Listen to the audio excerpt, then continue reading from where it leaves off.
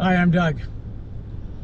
I want to tell you a quick story. I hope you don't mind if I put my glasses on a little bit, but a homeowner called me on one of the coldest days of the year, middle of winter, just like it is today.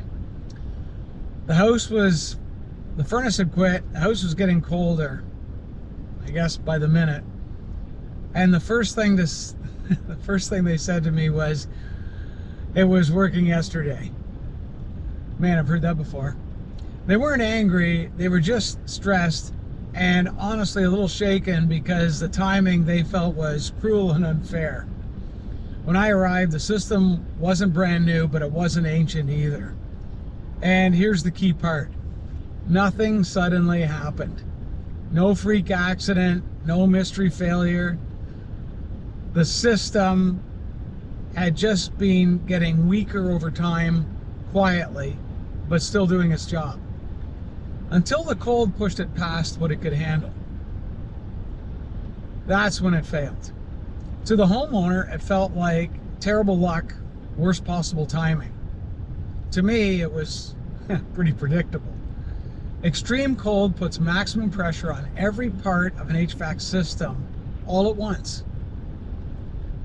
Everything marginal gets exposed. That's why these calls almost always happen during the cold snaps or heat waves, not on the mild days.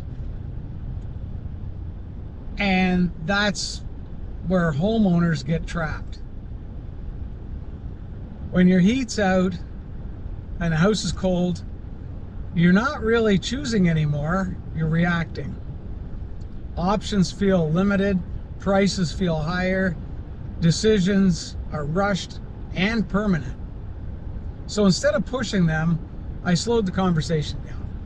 I explained what actually failed, what was still having a little bit of life left in it, and what the real options were. Not just today, but for several years. We talked about timing, comfort, budgets, and whether an emergency replacement actually made sense for their situation. We got the heat back on safely without locking them into a rushed decision that they may regret later. As I was leaving, they said something that I hear all the time. I wish I'd understood this before, or before it broke anyway.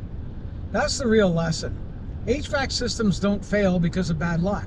They fail when pressure exposes what's already coming. And the best HVAC decisions aren't made when things break. They're made before pressure takes away your options. So maybe that means something to you, but stay comfortable and please stay tuned.